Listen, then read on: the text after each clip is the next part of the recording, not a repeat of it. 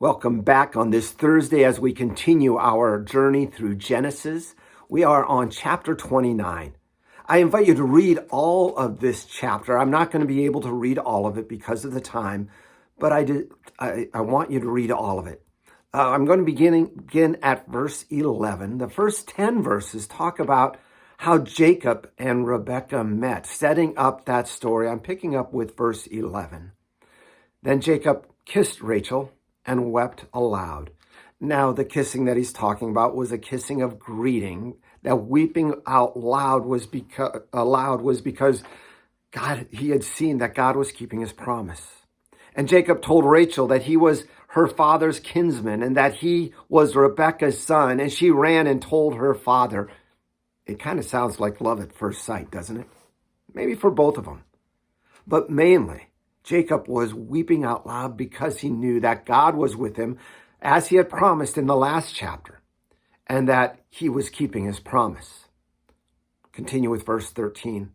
As soon as Laban heard the news about Jacob, his sister's son, he ran to meet him and embraced him and kissed him and brought him to the house.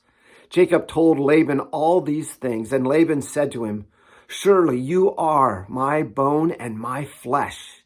And he stayed with him a month. Then Laban said to Jacob, "Because you are my kinsman, should you therefore serve me for nothing? Tell me, what shall your wages be?" Now Laban had 2 daughters. The name of the older was Leah, and the name of the younger was Rachel. Leah's eyes were weak, but Rachel was beautiful in form and appearance. Jacob loved Rachel, and he said, "I will serve you 7 years for your youngest daughter, Rachel." Laban said, "It is better that I give her to you than that I should give her to any other man. Stay with me."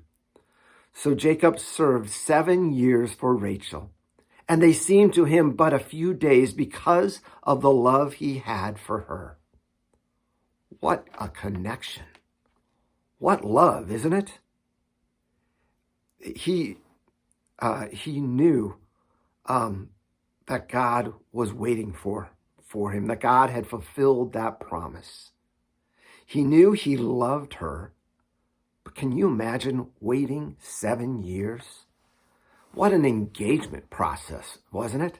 7 years of working hard so that he could have Rachel as his wife. It's a wonderful love story. Let's continue. Verse 21. Then Jacob said to Laban, Give me my wife, that I may go into her, for my time is complete." So Laban gathered together all the people of that place and made a feast. But in the evening he took his daughter Leah and brought her to Jacob, and he went in to her. Jacob gave his female servant Zilpah to his daughter Leah to be her servant. And in the morning, behold, it was Leah. And Jacob said to Laban, "What is this you have done to me?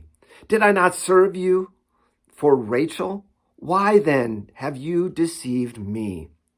Laban said, "It is not so done in our country to give the youngest before the firstborn. Complete the work of this one, and then we will give you the other also in return for serving me another 7 years." Jacob did so and completed his work, her week. Then Laban gave him his daughter Rachel to be his wife. Laban gave the female servant Bilhah to his daughter Rachel to be her servant. So Jacob went into Rachel also, and he loved Rachel more than Leah, and served Laban for another 7 years. When the Lord saw that Leah was hated, he opened her womb, but Rachel was barren. Kind of a difficult reading to hear about this, isn't it?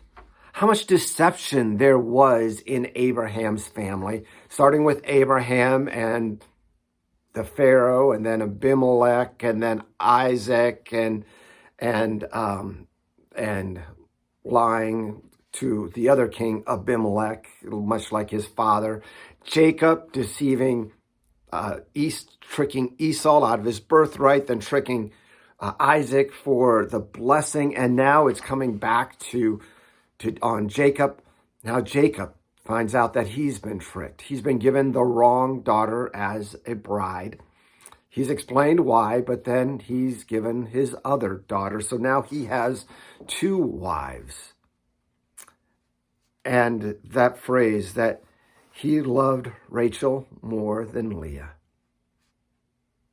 So often we see favoritism and trickery and deception.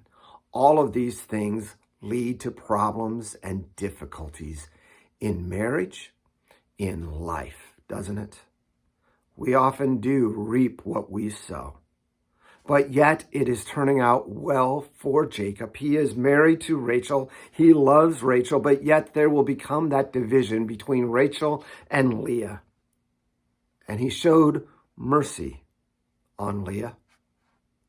He opened her womb, and she had sons, 4 sons, and Rachel was left barren. Now we're going to pick up that story yesterday. But as we look at this, we see God at work again in the midst of deception, in the midst of struggles. God is at work, making his promise be fulfilled. The promise he made to Abraham and to Isaac and now to Jacob will soon be fulfilled, of being a father of many nations. Come back tomorrow. We'll wrap it up and hear about 11 of the sons of Jacob. We'll see you then.